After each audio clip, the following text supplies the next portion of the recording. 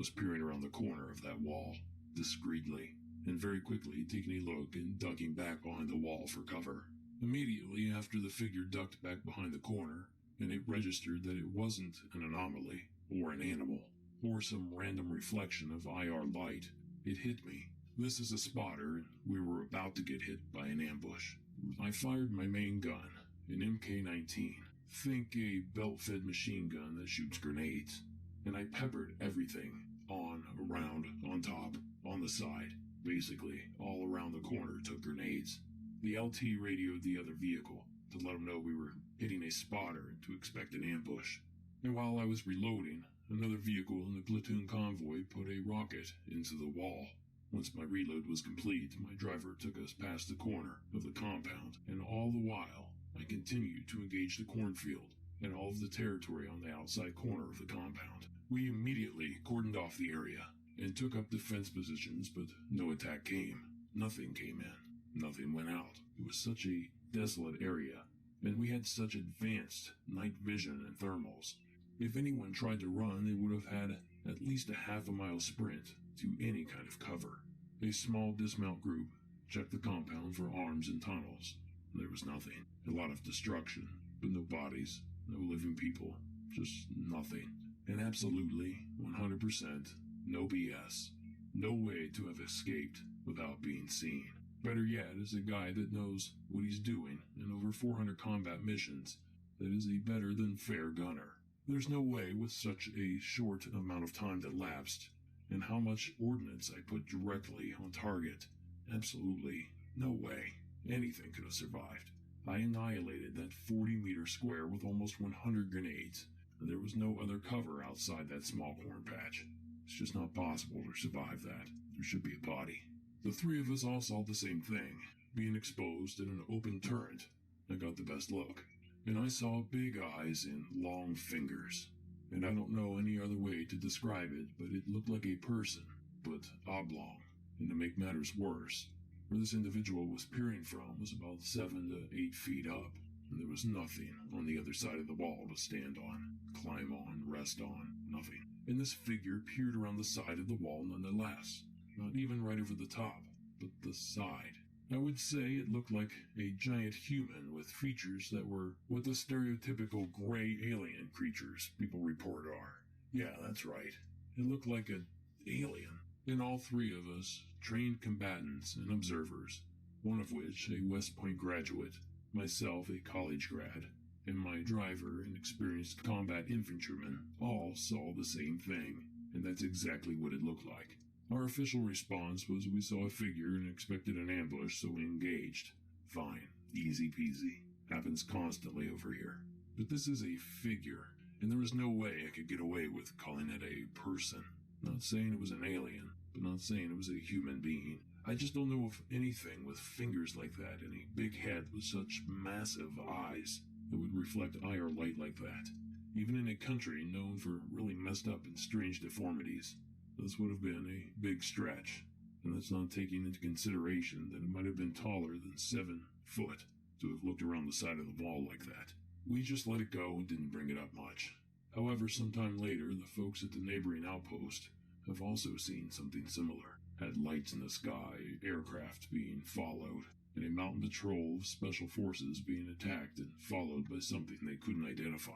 What makes this worse is that the local Pashtun tribes believe the mountains are covered in Jind, and giants in the mountain play a pivotal role in Afghan folklore. That's right, giants. And my interpreter had lots of folklore to share about those. Thanks for letting me share my story. Cheers. Thank you, caller. That was intense. Now, there's not a whole lot I can say here. Obviously, something was seen. But, what was it?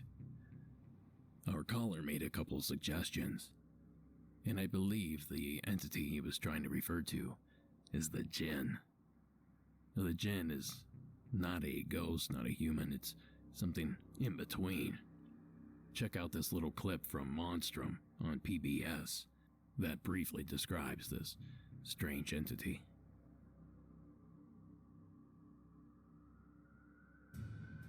There's an ancient Arabic legend about a shapeshifter that can take the form of any animal. They can also appear as a living column of smoke or dust, or a giant human, and have been known to live trapped in a bottle.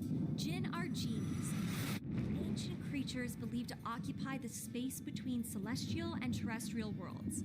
Not quite monsters, not quite humans, and not quite celestial beings, the Jinn are something different. But for many people, the genie is just some guy in a lamp who can give you 3 wishes. A way for you to get what you want without having to work for it. The Jinn are a species all their own, more powerful than humans, and more meaningful than pop culture would have us believe. If you guys aren't familiar with this program, Monstrum is pretty amazing. The show's hosted by Dr. Emily Zarka, and she basically discusses all the world's monsters in depth.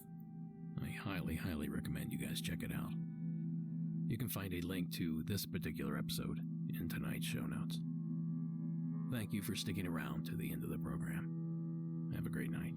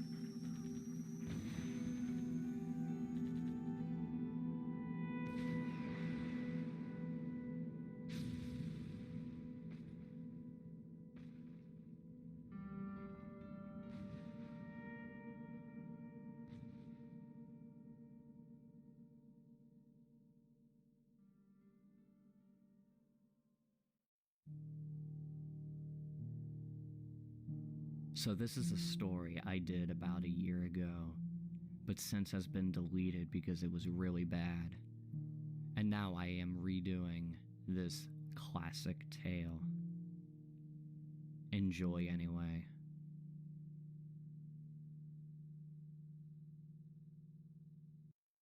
I have never had any problems with the police. Every time I get a ticket or pulled over, I am very respectful. None of those involved have a criminal background.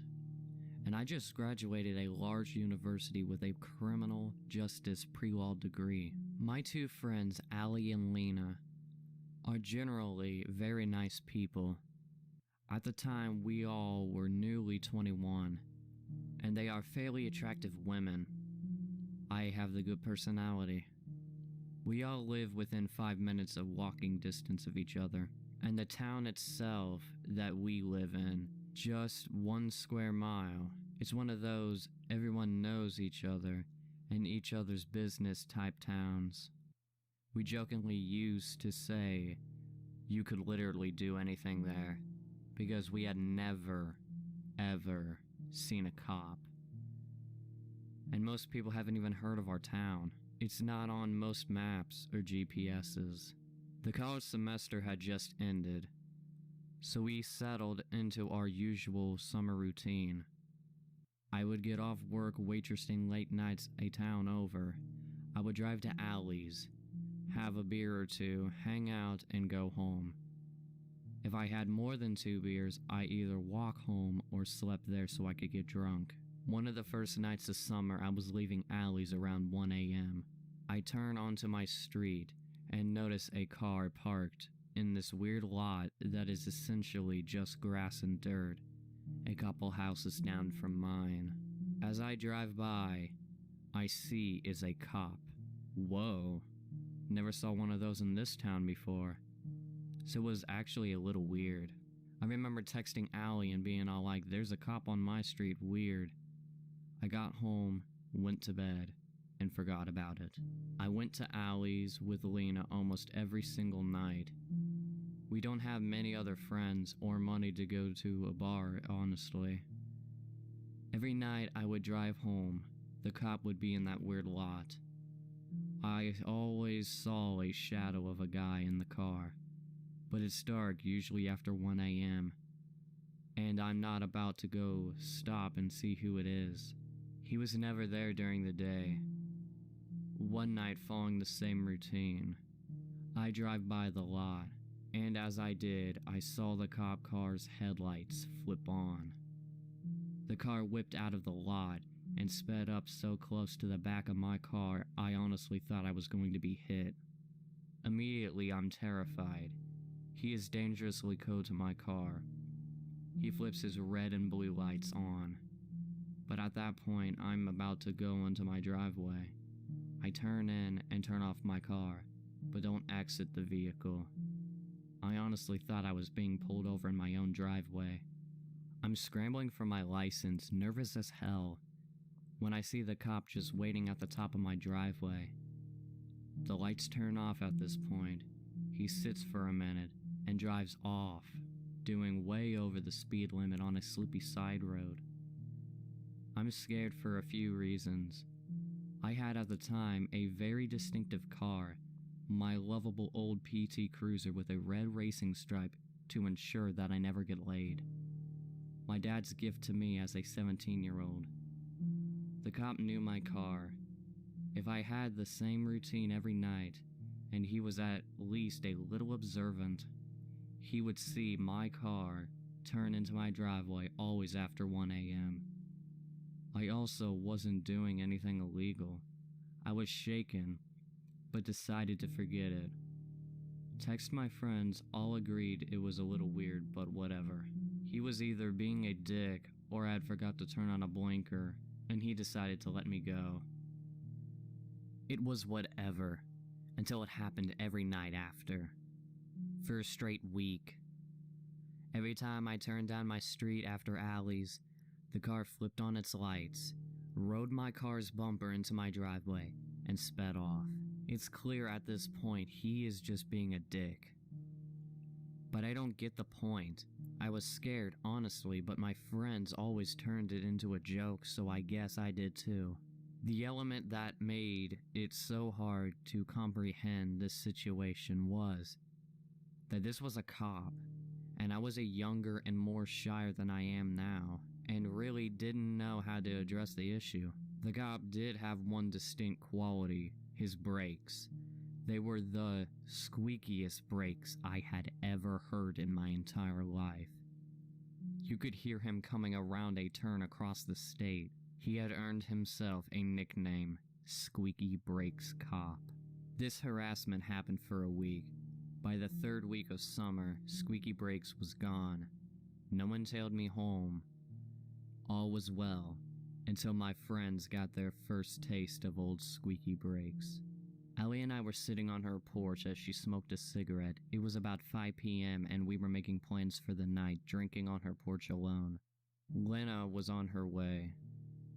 We were in the middle of laughing about something when I heard them. I said something along the lines of, "I bet this is the cop around the corner. You'll finally see who's been bothering me." I was right. Allie laughed a little as he drove past her house. She agreed he had the squeakiest brakes in the world. He slowed down as he drove by and then disappeared out of sight. But we heard him coming back, and you could tell he was driving fast. He slammed on his fucking brakes and stopped at the end of Allie's driveway and got out of the car. He was far enough away that if I ran into him in the street, I wouldn't be able to ID him. He had those aviator sunglasses on, his little cop hat, the gun, the badge, the uniform, the works. But he didn't speak. He just stood at the end of her driveway, hands on his hips, looking at us. I mentioned earlier I was a criminal justice pre-law major, and my friends consider me as their go-to free lawyer even though I'm not. Because I know just a little bit better what to say to cops and what my rights are. Allie whispered to me along the lines of, "What the fuck is happening?" So I decided, whatever. We had to address this and I called him out. "Can I help you, officer?" He didn't speak for a minute, but eventually speaks up. What are you young ladies up to? Smoking weed out of that funny smelling cigarette? It was so surreal. Who even says something like that? I calmly answered no, it's just a regular cigarette, and Allie held up her box of Marlboro Reds as a form of proof. He didn't answer, just fucking stared at us. Then he says, so coldly, well, if there's no weed up there, why don't you invite me in, so I can check out for myself, and we won't have any problems. Pretty girls shouldn't smoke. Problems? Pretty girls shouldn't smoke? Whatever, now I realize this cop's on a power trip, trying to be intimidating. Allie is clearly nervous, so I do my thing and say, no, officer, that won't be necessary. We were just heading inside anyway. There are no issues here, and this is private property. I really hope you have the great rest of your day, though. Thank you. I literally grab Allie and pull her inside. I acted cool in front of the guy, but I'm nervous. What is this cop's deal? We watched as he got in his car and left, always hitting those squeaky brakes. Allie texted me that week, saying squeaky brakes had been circling her house every night. He had stopped following me home, but he had also been circling my house. I always heard his brakes leaving the end of my street when I was in bed. My bed was on the second floor directly under this huge window I always left open that faced the street. I always peeked up and saw his car leaving when I heard the brakes. One night I was in bed, heard the brakes, but didn't hear the car make a turn or drive. It sounded like he stopped right outside my house. I was tired and used to this cop's nonsense, so I didn't bother looking. I was in the process of trying to sleep when out of nowhere my room lights up. Huge bright light just illuminating my room. Honest to God, my first thought was alien abduction until rational thoughts replaced it. I sit up in bed, terrified, and look out the window to be blinded by the brightest light I have ever seen. It takes me a minute, but I realize it's the fucking spotlight on Squeaky Break's car. He is literally shining me down with a spotlight in the comfort of my own bedroom. I'm scared, angry, and confused. That to me was too far.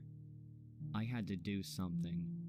It was an invasion of my privacy, and I realized in order to know which room is mine, he had to have been watching my house.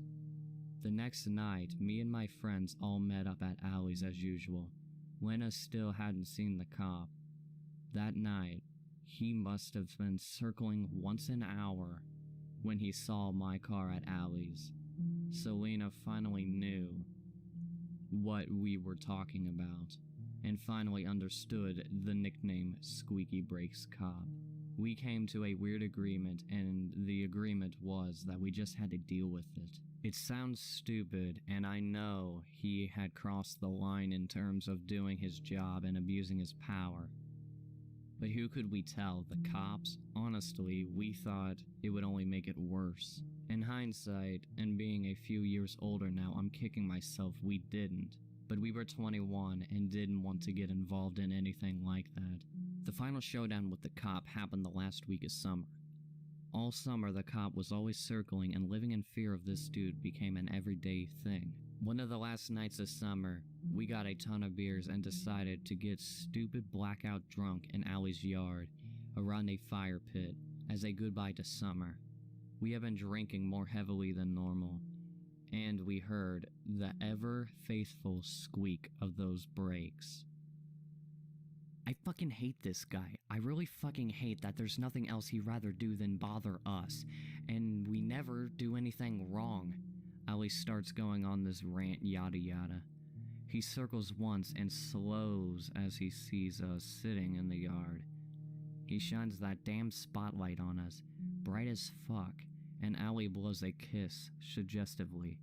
He turns it off and we laugh. He speeds away. I don't want to see him again. Let's go inside before he gets back so he looks stupid coming to look for us again, is Lena's suggestion. We all agree, and all a little drunk decide to run as fast as we can to the door. I trip holding a 30-pack, fall to the ground, and beers fall everywhere. It's hysterical. We were all laughing, picking them up, and hear the cop coming back. He pulls up again, but we're all in hysterics because my fall was so comical. He must have seen us just laughing, and I don't know if that's what set him off, but what happens next was terrifying.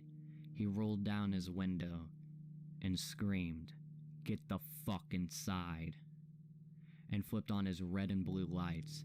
Fuck. We don't know whether he meant his cruiser or inside the house, but we obviously opted for the house. We ran up her porch and into the house. The cop sat there outside for a minute and then sped off. He must have been doing 90 miles an hour on a 25 road. We ran to Allie's room and opened her blinds. We heard him coming, so we peeked out.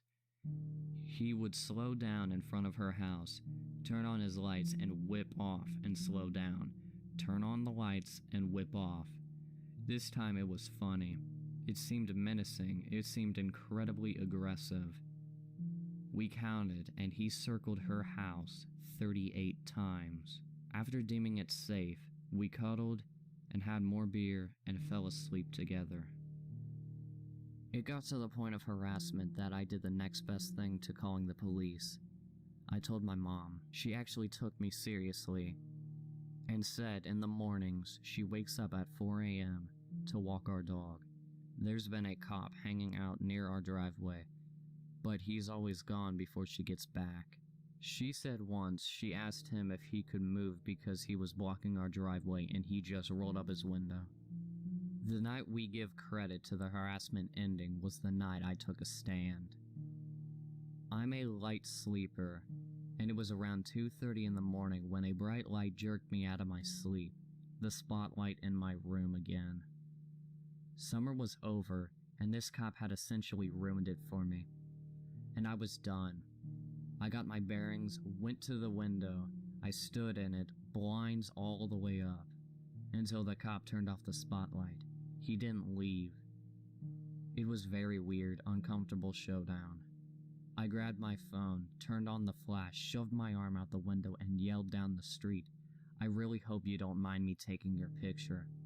I swear to God, I have never seen a car drive faster and peel out quicker. He was gone before my flash was even halfway done going off. He never came back. Later that night, he was sitting outside Lena's house for the first time. He was blocking her driveway. She pulled up next to him and asked him politely to move so she could get home, and he said, "I bet you want to go home." This was the last experience any of us had with him, and I haven't seen him since. This might not seem too creepy, but it was an unmarked, clearly poor maintained cop car. He had the lights, the outfit, everything. But it wasn't until after the summer that we realized maybe he wasn't a real cop. And if he was, he had no respect for his position or how he treats people, and clearly abuses his authority. I still always check when someone with squeaky brakes passes my house. So, squeaky brakes cop, let's never meet ever again.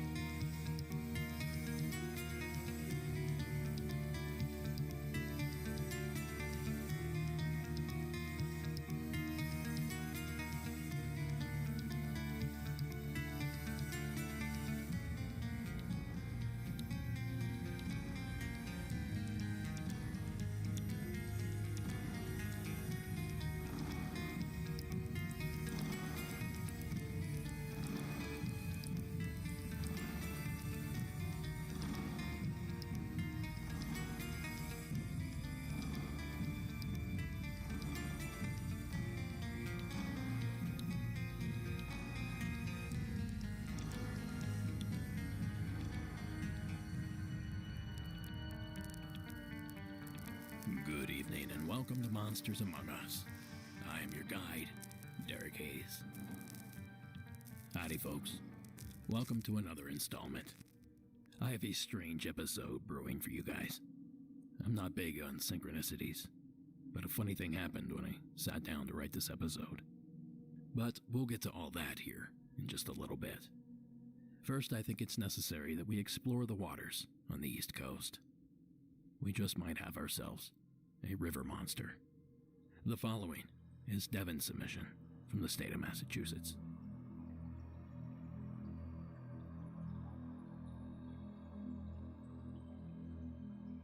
Hello, Derek. This is Devin from Palmer, Massachusetts, calling back again. And I heard you were looking for calls about outdoorsmen, fishing, hunting experiences. Well, I have a pretty good experience for you. This was back, I want to say I was 16 years old, so back in 2016. It was summer 2016.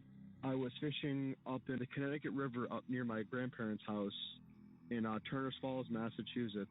And where I was fishing was below a dam, and when the dam is not flowing, the water's low enough where you can walk along the rocks to this one spot where it gets, I want to say it gets pretty deep. I don't know how deep, but it was pretty deep. And this was definitely summertime. I want to say it was June or July. It was warm out, probably 80, 85 degrees. And I was fishing, and when I fished there, I usually fish for pretty good sized pike. I've caught some pretty decent pike in that area.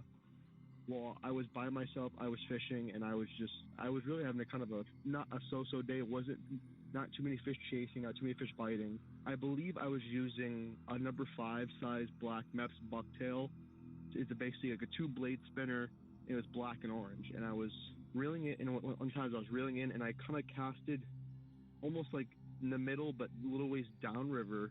I was reeling in at a pretty good rate. And as I got the lure within maybe 3 to 4 feet of me before I went to go pull it out to make another cast, I saw a shadow. And to this day, I'm so partly freaked out about it. I can literally feel the hairs on my arms just standing up right now because of it. It wasn't really a shadow. It was a definite shape, at least, I want to say 10 to 12 feet long. Quickly chased my lure right in. And once I pulled out of the water, it came up within 3 feet of shore. And then, turned around and then darted back into the depths. At the moment when I pulled the lure out and I looked down and saw it, it scared me so much. I started backing up, and I stumbled over myself because I've never seen anything, anything, even remotely that size, moving at that rate, come just chasing something like that. I've seen pike in the river. I've seen pike in the river 4 feet long. I've seen 30-pound carp. I've even seen 10 to 12-foot sturgeon in that river, but nothing that, and most people say, oh, it was probably a sturgeon chasing. Absolutely not. It was not a sturgeon. And I can validate that not being a sturgeon because sturgeons are bottom feeders. And a sturgeon is not going to chase a moving object at that rate of speed because, like I said, sturgeons' mouths are on the bottom, and they're not going to chase something like that. So I immediately crossed that off the list. And it was definitely not a pike. It was definitely no muskie. Definitely not a carp because it was long and slender. It literally looked like a 10 to 12 foot pole, telephone pole, just screaming, basically moving quickly towards the lure I was using, and then it turned around and just darted off. Like I said, I backed up, and I was kind of scared because I thought whatever it was going to come after the water and just grab me. I've never seen anything like this before. And then when I got back to my grandparents' house and told my father was like, well, my dad was like, I can definitely validate for that because his best friend's father used to fish above the dam from where I was fishing in this cove. His best friend's stepfather was saying back in the 70s, he was fishing out of a kayak or a canoe, wherever it was, and he had something come up next to his canoe that was the length of the canoe and then turn around and dart it back down to the depths, and he'd never seen it again. So I don't know what's down there. The Connecticut River is always, throughout my whole life, my dad's always told me the Connecticut River is a really creepy river. It's because it's a big river, and it goes from Connecticut all the way to Vermont. And so the likelihood of something that big being down there is possible, but to this day, we don't know what it is, and I would love to know. All right, that's all I got for you. Thank you. Bye. Thank you, Devin.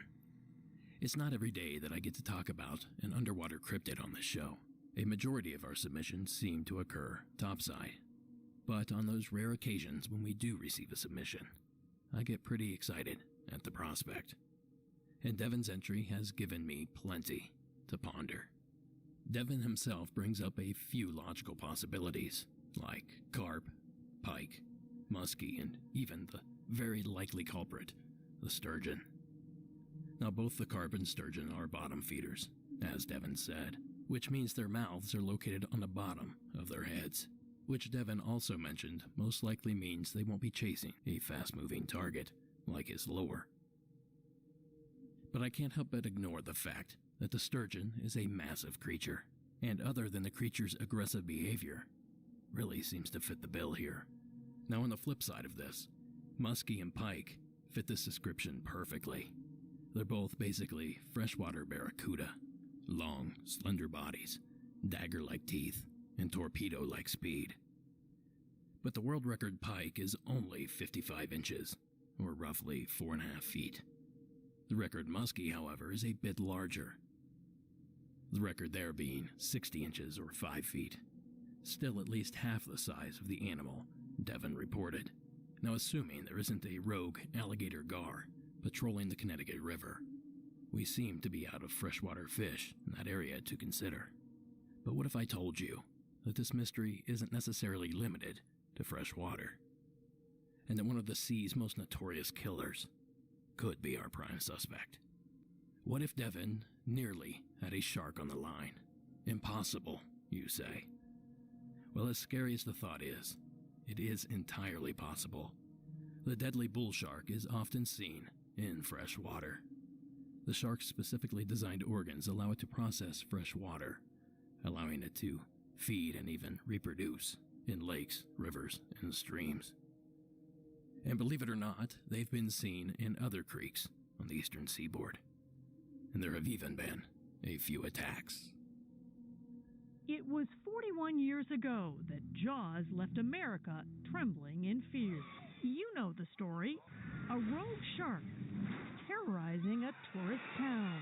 While the book and blockbuster film are fiction, 100 years ago in New Jersey, there was the real thing, with eerie similarities to Jaws, a series of deadly shark attacks, and it began right here in Beach Haven. America thought they were having one last golden, gentle, innocent summer, but that wasn't to be. Author and physician Richard Fernicola has written about the 1916 events. The extraordinary nature of the attacks, the viciousness in that period, it still stands out. It stood out then, and it stands out even more, perhaps, in retrospect. Back then, sharks were a distant offshore curiosity. It was widely assumed they would never pose a threat to man. That all changed July 1st, 1916, when a 25-year-old accountant from Philadelphia, Charles Van Sant, went for a swim and was viciously attacked. Doctors said there was no doubt he'd been killed by a shark. 5 days later, some 45 miles north in Spring Lake, a bellhop swam out beyond the breakers. He, too, was killed. What happened next would turn fear to panic. 25 miles north, where the ocean waters meet Matawan Creek, a sea captain walking near a drawbridge saw a large shark heading upstream. This is where he saw the shark at an... We went with Dr. Fernicola to look at the scene. The important distance is how far from this mouth, how far from the bay are the attack sites. Yeah. They're about 1 mile. In the next 45 minutes, the shark swam that mile, up to a swimming hole popular with boys from the town of Matawan, like 11-year-old Lester Stillwell. It was here where the shark found Stillwell in the deepest part of that swimming hole and took him under. The other boys ran into town for help. 24-year-old Stanley Fisher was one of those who answered the call. He and others dove in to attempt a rescue, and it was Fisher who finally emerged with the boy's body. But the shark wasn't done. He had come up to a little bit of a shallow on the bank and was viciously struck on the right thigh by this marauding shark. It spun him around twice, took him under twice,